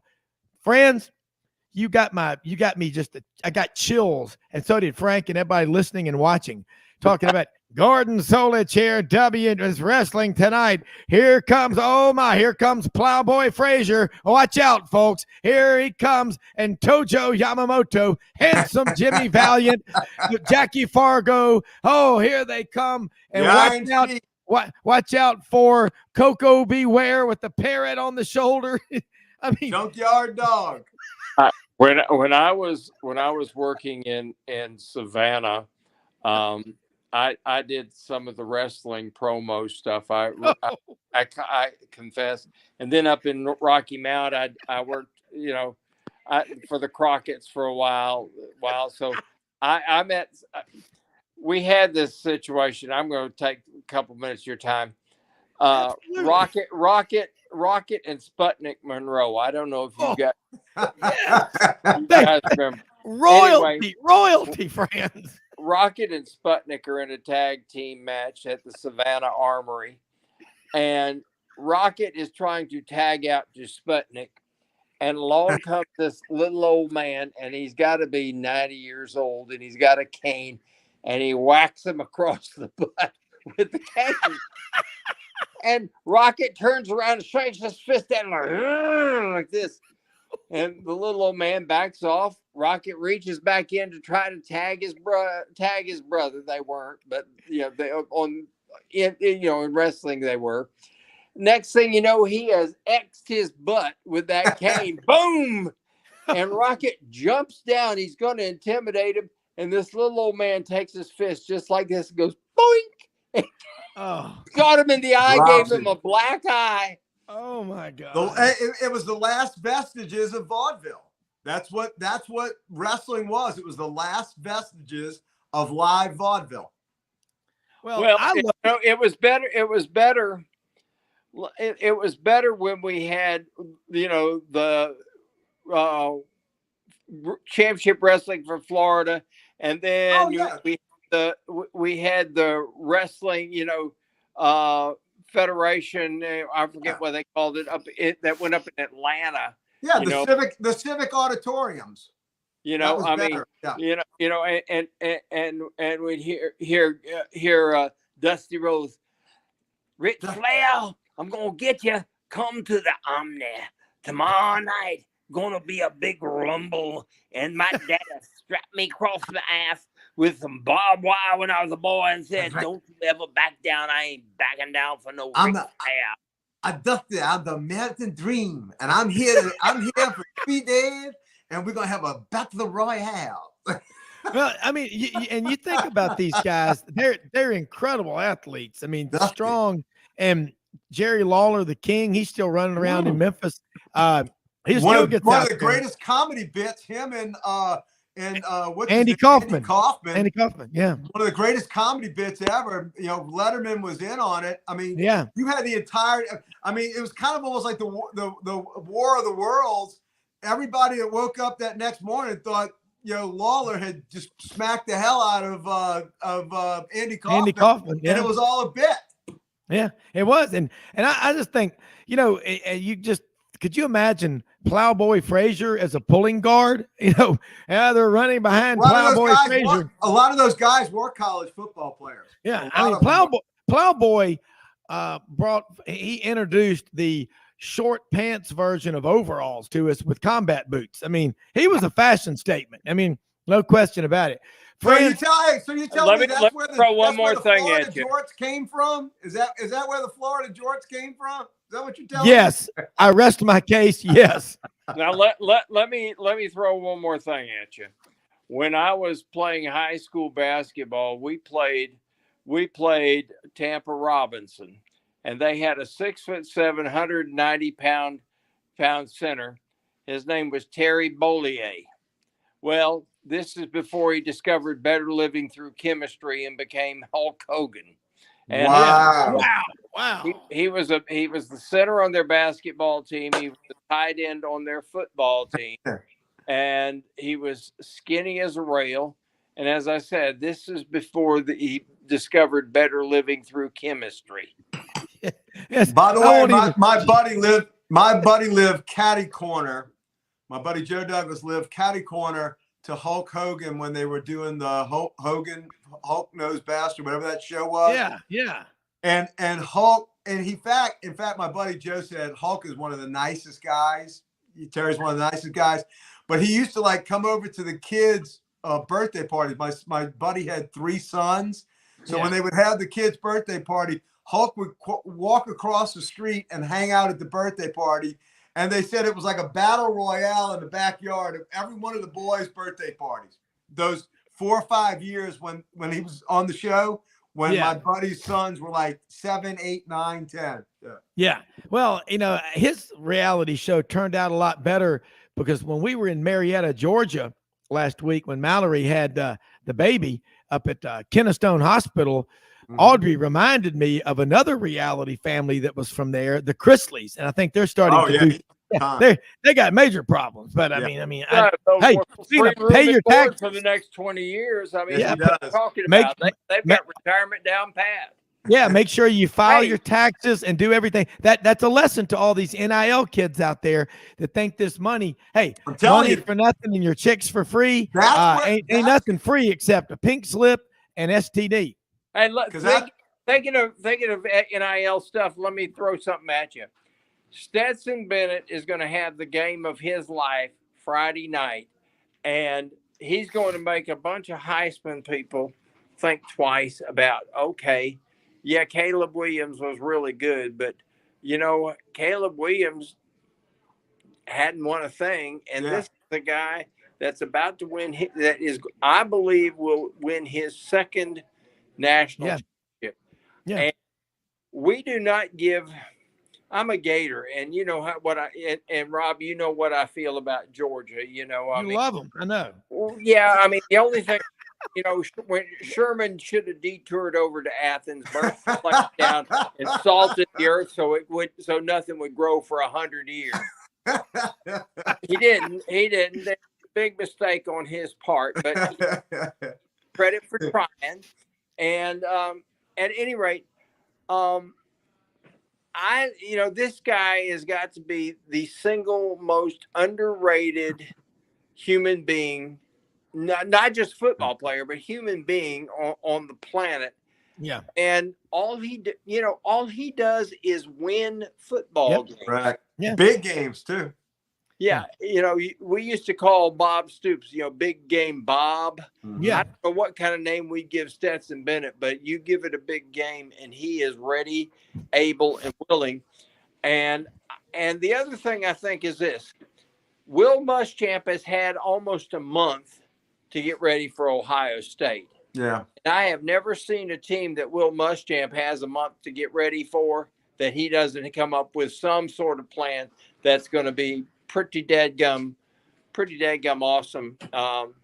I despise Georgia, but they're going to kick the crap. Yeah, I agree. Hey, and they wet the bed in their own building against Michigan. Now they got to go play Georgia in Georgia's backyard of Atlanta. Trust me, I was just there with my LSU Tigers. They're gonna have a long day. Georgia's gonna beat a bubble out of them. I think they will, but I'll tell you what, Ohio State's been told for about a month how bad they are. They're going to come in with a chip on their shoulder. But I've been saying this about Stetson Bennett for a couple of years now, and I'm with Franz. Frank, you know how I feel about him. I don't know the kid, but I know Lauren Smith knows him, our good friend over at Georgia. This is another South Georgia guy that loves hunting and fishing from Blackshear. And there are there's another quarterback, A.J. McCarron, St. Paul's Episcopal School in Mobile, won national titles at Alabama 2011, 2012. He had all kind of critics. Same thing with Stetson. You know why Stetson's criticized? Because he's 5'10". He's not 6'4", 6'5", and he doesn't fit the narrative that these national people like to have when they're pushing a quarterback. The Heisman Jays and the the Heisman Trophy. He was 5 stars. No, that's right. And the Heisman Trophy, unfortunately, friends, it's nothing against Caleb Williams. I don't know him either, but he didn't win a conference championship. He didn't win a national championship. He won the Heisman because he had better stats. What is the quarterback supposed to do, ladies and gentlemen? He's supposed to lead his team, get everybody lined up right, make the right decisions, but more than anything, keep his head under pressure when everybody else is panicking. He's got to be saying, everything's going to be okay. It's going to be all right. We got this. He's not allowed to have a negative thought ever enter his mind. And that's what Stetson Bennett does. That's why he was so moved emotionally when he won the Burlsworth Award from, Brandon Burlsworth, the walk-on at Arkansas, who was a draft choice of the Indianapolis Colts and died tragically before he ever played his first game. That means more than anything that's probably ever happened to Stetson Bennett. And I love him because, he left Georgia, went to Jones Community College in Mississippi, came back to Georgia. Then he was 4th on the depth chart, maybe 5th. I think they even told him, focus on your studies, son. Go do something else. You know what he did? He treated the word impossible as motivation to get over the top. Think of the log jam of talent that was ahead of him. Yeah, all the 4.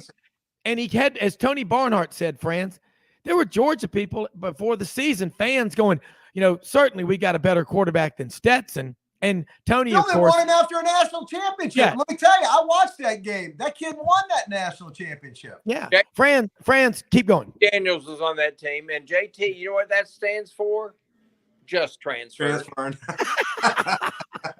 he's in his 4th conference. He's in his 4th conference now. He's in his 4th conference. JT. Well, does he have a COVID year so he can play one more? Because he does. Let's see. Has he been in the AC? Has he been to the ACC yet? I mean, I don't know. He could hit all 5 Power 5 conferences if he's done the Pac-12, the SEC, the Big 12, and where did he just transfer to? Yeah, where was? But it's a new conference. They even said it. Okay, so he's going to have 4 of the Power 5. Just look, give him one more year, he'll do it. Right, he's at Rice-A-Roni now. There you go. So he will be in the American Athletic Conference. Yeah, 4th conference. Or Conference USA, one of the two. I don't know which one it is. I think it's the AAs. Yeah, with 2 lanes. American Athletic Conference. Yeah, I'm not wishing bad on him, but look, man, you've got to, in any business that you have, you got to fight through it. Dig a foxhole, make a stand. Yeah. I mean, and what we're doing, I love it when I hear people criticize me or you, Franz, or you, Frank, or anyone say, well, you got to give these kids a chance to make money and all. Let me tell you something. That university that's providing them that platform to display their talents, don't forget about what they do and the boosters do. That's why I'm telling you, this stuff's all a bunch of smoke and mirrors. They're grabbing the money while they can. It's just like the lottery. Everybody goes and buys all these power lottery tickets and all. People smoking on a cigarette butt, standing in line. The people who probably need to be doing it less than anyone else.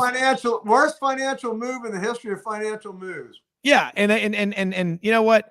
And one person wins it, and it's always somebody that says, well, I'm not going to quit my job. I just won $1 billion, but I'll be at work tomorrow. I had to teach that lesson to my daughter just yesterday when she went on the second day in a row to get a scratch off. I said, you realize if you add all that up and keep it, you could invest it and you could have a nice return.